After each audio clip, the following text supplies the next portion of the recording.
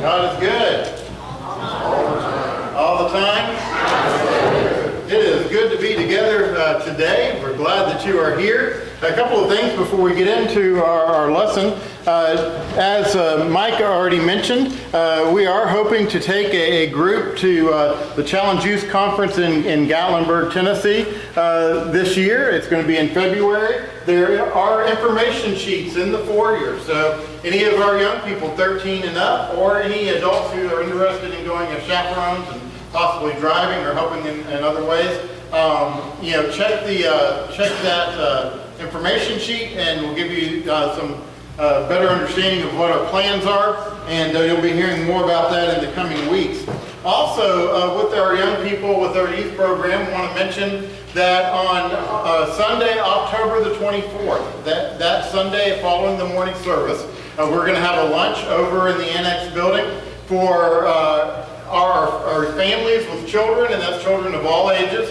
Any families with children or anyone else who's interested in the youth program, come and just be a part of that lunch.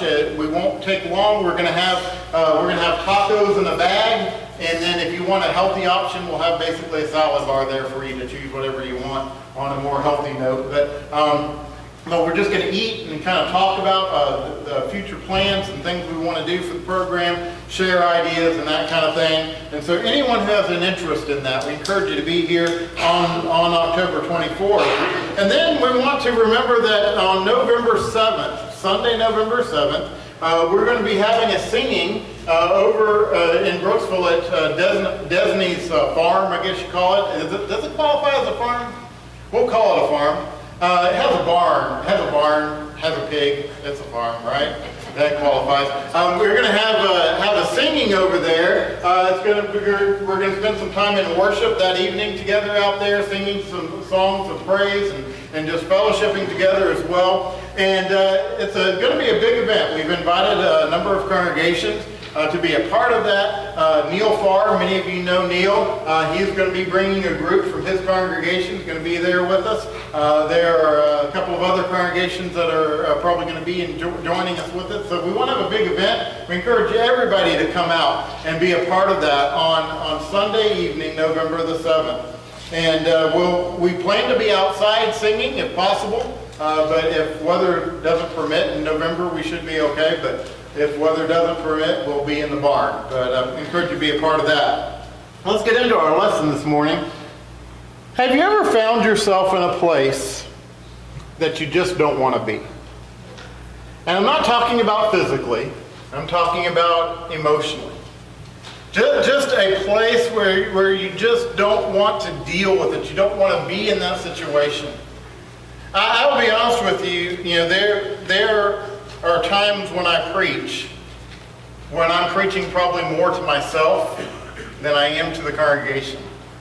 And today is one of those times. As I prepared this sermon, I found myself in tears a number of times as I was just working this sermon out. Because the reality is, I'm just like you. And we find ourselves in places in life when we just don't want to be there, And maybe saying goodbye to a loved one who has left this world far too early. They may be hearing an employer say, "I'm sorry, but we've got to let you go." It might be sitting in a doctor's office as he says, "I'm sorry, but it's cancer." It might be hearing your spouse, your husband or your wife say, "I want out of this marriage, I just don't love you anymore." It might be finding yourself single and feeling like you're all alone. Or it might be that your parents, your mother or your father are in failing health and you find yourself being their caregiver and taking care of them. The list could go on and on and on of times where we find ourselves in these places and we just want to cry out, "Get me out of here," right? I don't want to be in this situation. I don't want to deal with this. Folks, this is the giant that we're going to be talking about today. The giant of hard times. I will be honest with you, this is one of my biggest giants. This is one of the ones that I struggle with the most, is dealing with just difficult times, hard circumstances. And what do you do when you find yourself somewhere you don't want to be? What do you do with the giant of hard times? Now, we've been walking through the life of David, and we find David facing the giant of hard times again and again and again. Now, last week we left David at one of his high moments, one of what I call his mountain moments, right? David had, as a young man, killed the giant Goliath. He did something that no other no soldier in the Israelite army was willing to do. For 40 days, the giant Goliath had come out to the valley of Elah and had taunted the nation of Israel, the Israelite army.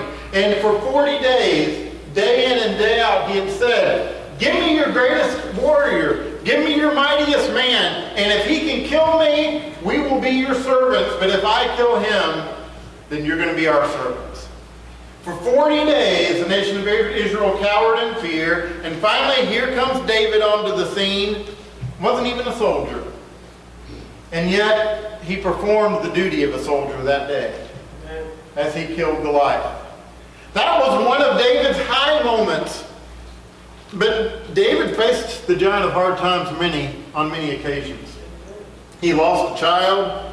He was hunted down by his son Absalom, who not only betrayed him, but wanted to overthrow him as king.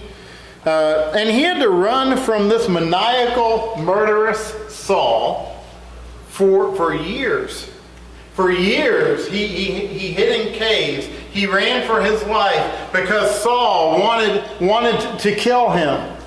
And so these are some of the hard times that David went through. And so as we look at the life of David today, what we're going to do is consider three things that we need to remember when we face the giant of hard times.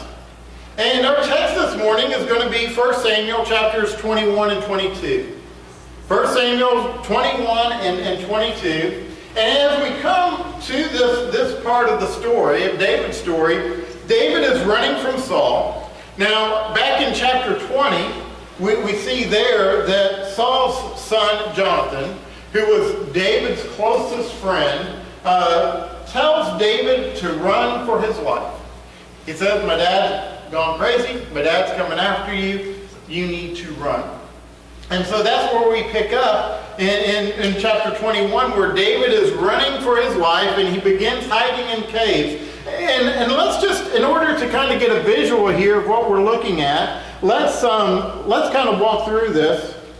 Pushing the wrong button, that makes a difference. Okay, let's get a visual of what David was doing here. Now David is going to start off in Nob. The Nob is the first place he's going to go. This is where the priests live, and this is just north of Jerusalem. And that's where we're going to begin our story today. He then goes to Gath. Now, Gath is where Goliath is from. And David goes actually to the king of Gath to seek respite. And then from Gath, he goes to Adullam, where the Lord is going to give him 400 men, 400 soldiers. From there, he goes to Moab. He travels all the way to Moab in order to drop off his family, his parents, with the king of Moab in order to keep them safe. He then goes back to Keilah, where he fights the Philistines yet again. And then he goes to Ziph and Maon, where he is going to spend more time hiding in caves. And then finally, he goes to En-Gedi. Now, we're not going to cover all of this today, but I want you to just kind of get a visual of what David is going through at this time in his life. This isn't David traveling to see the sights. You know, I don't know how many of you do this, but I follow some of these guys on YouTube that do travel vlogs.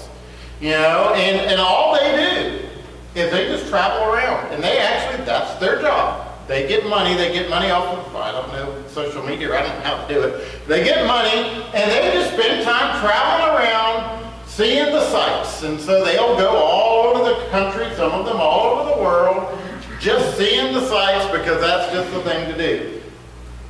That's not what David was doing, okay? David was doing a lot of traveling, but David was doing traveling because that's the only way he could survive. It's the only way he could make it. He was trying to just live day to day. That was the giant of hard times that David was facing. Now with that in mind, let's begin our reading in verse 1 of 1 Samuel 21. 1 Samuel 21, verse 1, it says, Then David came to Nob to Ahimelech the priest. And Ahimelech came to meet David trembling and said, Why are you alone and no one with you? And so here, David's running from Saul because Jonathan told him to. He runs to the city where the priests dwell, and he comes to the priest Ahimelech, and Ahimelech is scared to death. He says, Why are you here, and why are you here all alone?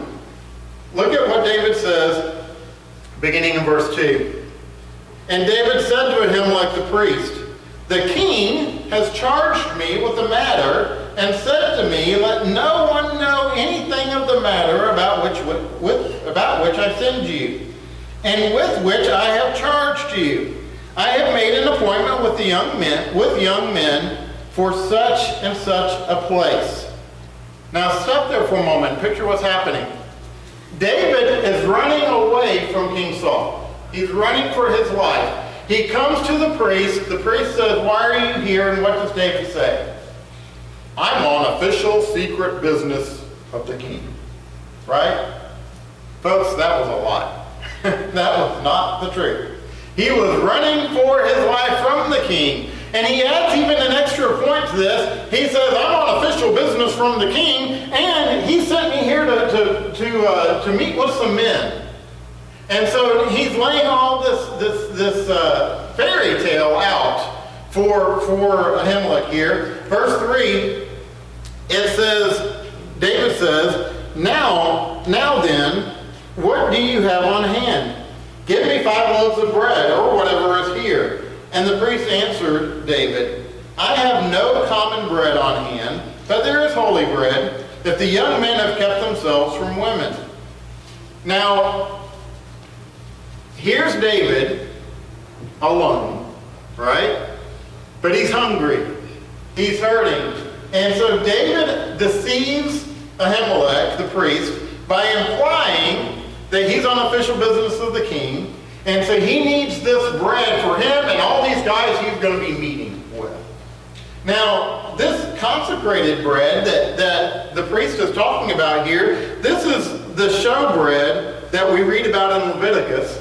And this is the 12 loaves that the priest would set out as an offering to the Lord every day. Every day they would replace the cold bread with warm bread, and then the priests were the only ones who could consume this bread. And what's interesting about this whole scenario here is what this bread actually stood for. This bread served as a reminder to the nation of Israel that God is our daily provision. And here's David going to the priest to get something to eat. And what does he have? What has been set aside as a symbol that God cares for us. And so here's David. David is hungry. David is alone. And we know, according to Mark chapter 2, that it was okay for David to eat the bread because Jesus said it was okay. The issue was not whether or not David ate the bread, but it was not okay that David lied. David lied out of desperation. Now let's pick up here in verse 7. In verse 7 it says, Now a certain man of the servants of Saul was there that day, detained before the Lord. His name was Doeg the Edomite, the chief of Saul's herdsmen. Then David said to Ahimelech, Then have you not here a spear and a spear or a sword at hand?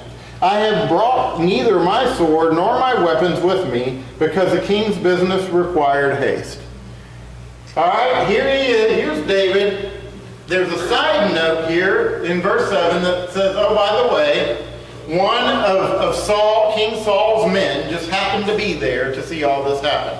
Now that's important for what comes later. But then David asks the priest, he says, do you happen to have a weapon? You know? And here's the lie. He says, King Saul didn't give me anything because, he wanted me to be in such a hurry. He wanted me to travel light. And so he didn't give me anything. And so do you happen to have a weapon available? Verse 9. It says, and the priest said, the sword of Goliath the Philistine, whom you struck down in the valley of Elah, behold, it is here wrapped in a cloth behind the ephod. If you will take that, take it. There is none but that here. And David said, there is none like that. Give it to me. And David rose and fled that day from Saul and went to Achish, the king of Gath. So here's David. David is hungry. He is scared. And he out of desperation tells this series of lies. And it leads us to our very first point this morning. And that is that in hard times, we must fight the desire to act out of desperation. You see, so often what we do is we turn to the wrong places in difficult moments. And we turn to the wrong places because we're desperate. We're looking for any kind of answer we possibly can find. And when I'm in a situation like David, what tends to happen is that my needs and my desires tend to take over. And so my feeling of need leads me to take shortcuts. It leads me to rationalize. It leads me to justify. The fact is that we are experts at convincing ourselves that what we want to do is okay. Have you ever tried to convince yourself that something is right that really isn't? We're good at it. We are experts at that. David here chose to strategize. He chose to deceive rather than to trust that God would meet his needs. David said, I've got to take this into my own hands here. I'm hungry. I'm in trouble. I need food. I need a weapon. So I'm going to handle this. And so David, out of desperation, handled it. He lied. And far too often, that's us. We think we get desperate when we're in difficult circumstances and we think, I've got to take care of this thing. I've got to solve this problem. I've got to handle this. And so we say things like, well, technically it's not a lie. They may not believe the truth in this situation, but technically I haven't lied. Or we say things like, well, really there isn't any good answer in this situation. It's kind of, the better of the two evils. And so, maybe it's not that bad of a thing because there's really not a good answer. So I'm just going to choose the better of the bad. Or we say things like, I know this isn't going to be a popular decision. And I know that most people aren't going to agree with me. But this is what's best for me. And we could go on and on with examples of the ways that we strategize and we rationalize and we justify. And what it really boils down to is we are not willing to submit ourselves to God and let Him be in control. I'm reminded of a fable or story that's been told of a wild horse. This wild horse lived in the mountains out west, and this wild horse spent all its days in desperation trying to find food, trying to find grass to graze on and water to drink. And he went from place to place, and his whole focus in his life as a horse was just to survive and to take care of himself. But one day, a cowboy comes by and captures this horse. He takes this horse to his ranch and he puts this horse in his barn. The horse has a beautiful, comfortable place to sleep. He's got all the hay and all the feed he could possibly want. He's got water right there. He's got everything he could possibly need. All of his needs are suddenly taken care of. And so the cowboy begins the process of trying to break this horse so that he can ride him. And this horse fights it. He fights it and fights it. He says, I'm not going to be controlled by anybody. I'm not going to be controlled by anything. Here he has every need for everything he could possibly ever want right there. And yet all he can focus on is he will not be controlled. The reality for that horse was that it wasn't until the horse was fully submissive to his master that he experienced true peace and true freedom. You see, once he submitted to his master, he knew true happiness. The reality is that many of us are like that horse. We say that we want God to provide our needs. We even pray to God and ask Him to provide our needs, and yet we don't want to give Him the reins. We don't want to give Him control. We don't want anybody or anything telling us what to do. We don't want anything controlling us. And that was David here. David is trying to steer his own course because he's desperate. And so David thinks the only answer to desperation is for him to solve the problem. And so the first point this morning is that in hard times, we've got to fight the urge to act out of desperation. But then number two, in hard times, we must fight the urge to run in fear. You see, this is probably the most common for many of us. When we get into difficult times, when we get into challenging situations, we want to run. We want to get away from there because in our minds the grass is always greener where? Somewhere other than where I'm at, right? It's always greener on the other side. I remember years ago, I had an elder in the Lord's church tell me, he said, Bill, the grass may be greener on the other side for now, but in about 6 months it's going to die.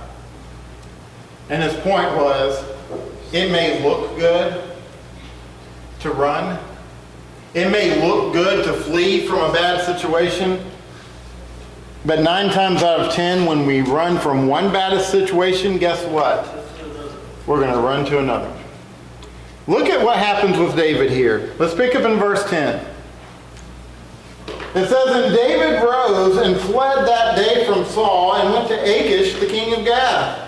And the servants of Achish said to him, Is not this David, the king of the land? Did they not sing to one another of him in dances? Saul has struck down his thousands, and David his 10,000s. And David took these words to heart and was much afraid of the king of Achish. So here goes David to Gath, to the king of Achish. In his mind is, the king's going to protect me. He gets there and the people find him suspect because they know who he is. And so now David's scared. You know, he ran from one place to the other thinking the grass was going to be greener on the other side, only to find out, oh no, I'm in trouble here too. Let's pick up in verse 13. It says, So he changed his behavior before them and pretended to be insane in their hands and made marks on the doors of the gate and let his spittle run down his beard. Then Achish said to his servants, Behold, you see the man is mad. Why then have you brought him to me? Do I lack madmen that you have brought this fellow to behave as a madman in my presence? Shall this fellow come into my house? And so here's David, again out of desperation because he's run from one problem into another. David has to act out. And he acts like a crazy man so that the king won't have anything to do with him. He won't see him as a threat. And here's David. David gives into his fear and he runs. And we see here another truth, and that is that desperation leads to more desperation. When we respond out of desperation in our lives, it typically leads to more desperation. David ran in fear, desperation. But then David runs into a situation where he has to pretend to be crazy in order to survive. More desperation. And so we need to fight the urge to act in desperation. We need to fight the urge to run We need to recognize that God will provide for us, which leads to the final point this morning, and that is that in hard times, it is the recognition of our weakness that opens the door to our strength. It is when we recognize that we can't do it on our own, that God's strength comes into play and God's strength is then realized. Let's go back to chapter 17 we looked at last week. Why was David able to do something that no one else in the Israelite army was able to do? Because David recognized he wasn't doing it on his own. Every one of those soldiers looked at Goliath and they said, I can't do this. I am not capable. I'm not big enough. I'm not strong enough. I can't handle this. And they were all right. David looked at Goliath and said, I can't do this. I'm not big enough. I'm not strong enough. But God can. You see, it's when we recognize our weakness that God's strength is realized. And we see this in the life of David. Now, what we find is, if we were to take time to read on today, is we would find that back over in Nob, where the priest Ahimelech is, he's now in trouble because of what David did. Because the servant of the king, King Saul, went back to the king, told him about David, and so that made Saul mad, and he sends men over to Nob to kill Ahimelech and all his people. So now this whole group of people, this whole family is wiped out because David chose desperation. But now let's pick up in chapter 22, let's pick up in verse 1. It says, And David departed from there and escaped to the cave of Adullam. And when his brothers and all his father's house heard it, they went down there to him. And everyone who was in distress, and everyone who was in debt, and everyone who was bitter in soul, gathered to him. And he became captain over them. And there were with him about 400 men. Now picture this. David runs to Nob.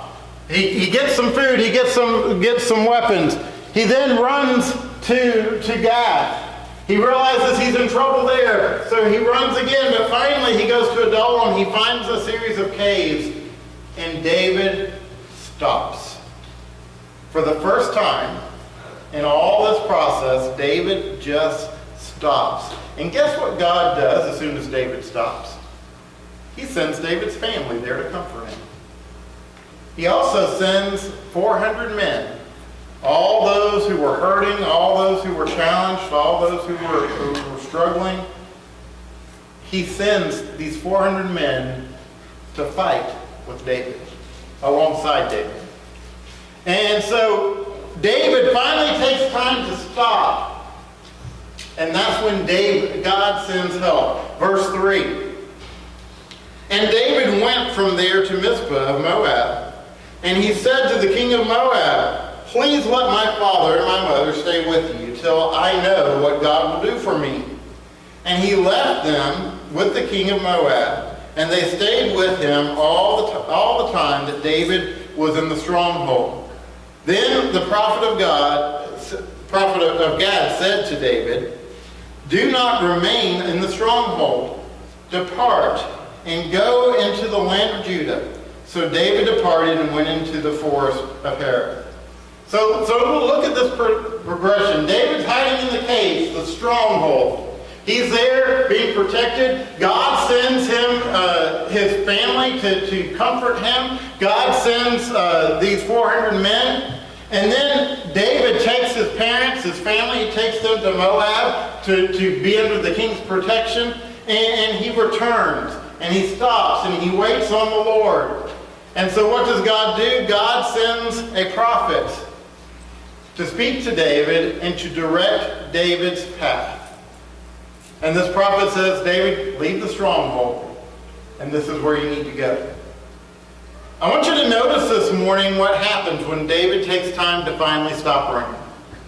Number one, as we've already said, God brings him support. He gives him his family. He gives him 400 men to fight alongside him. God then provides his needs. He gives him a place of respite. He makes sure his family is taken care of. And then finally, God directs his path. He sends a prophet to speak for God to David. Folks, this is what God does for us in hard times if we will just stop running. If we will just wait upon the Lord.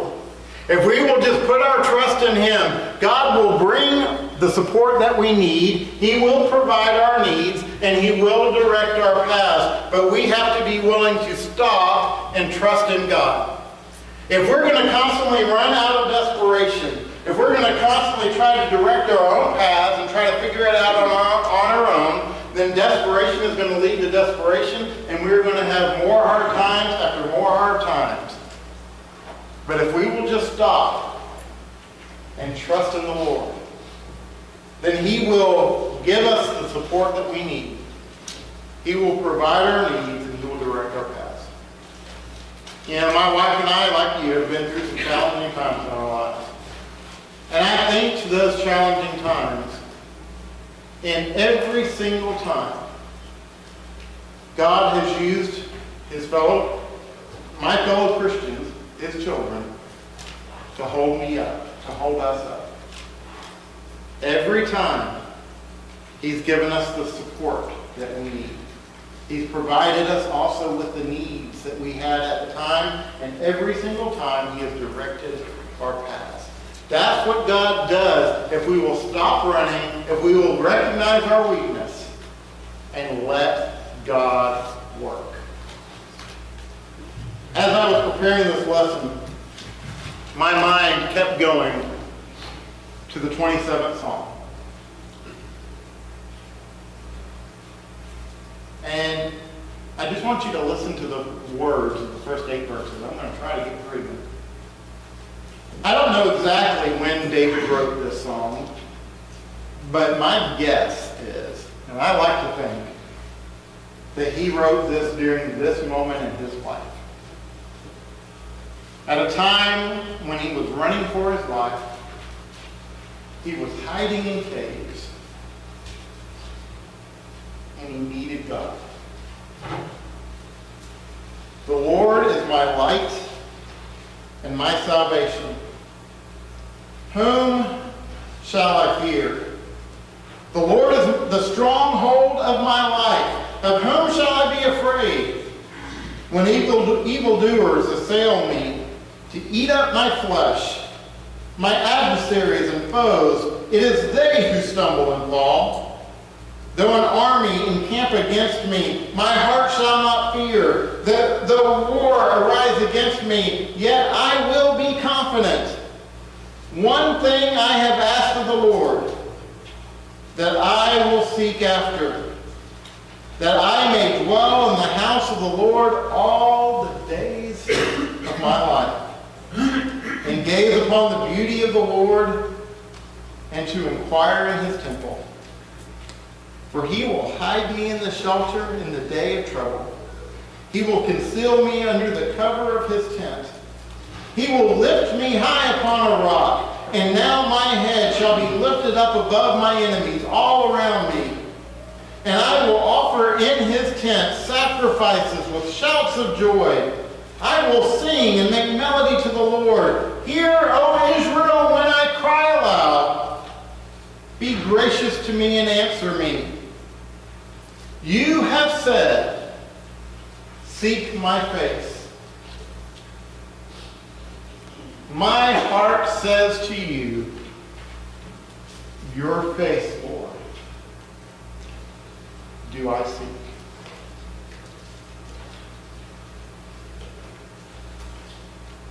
David, in his darkest moments, in his most difficult circumstances in life, said, all I need to do is be with God.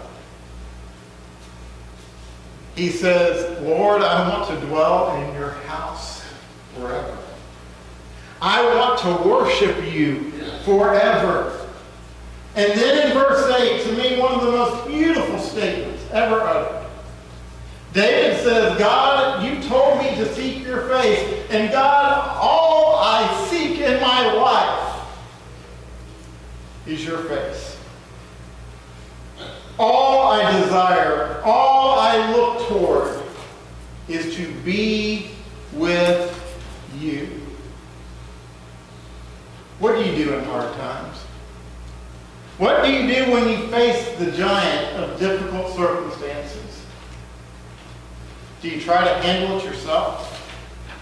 Do you act out of desperation? Do you run? Or do you stop, trust God, and just seek His presence? There is no greater comfort ever known to a human being than to be in the very presence of God. There is no greater peace. There is no greater joy. But we will only be in His presence when we stop, wait on Him, and trust. This morning, are you going through hard times? If you're not, hold on, because you will. What are you going to do? Where are you going to turn?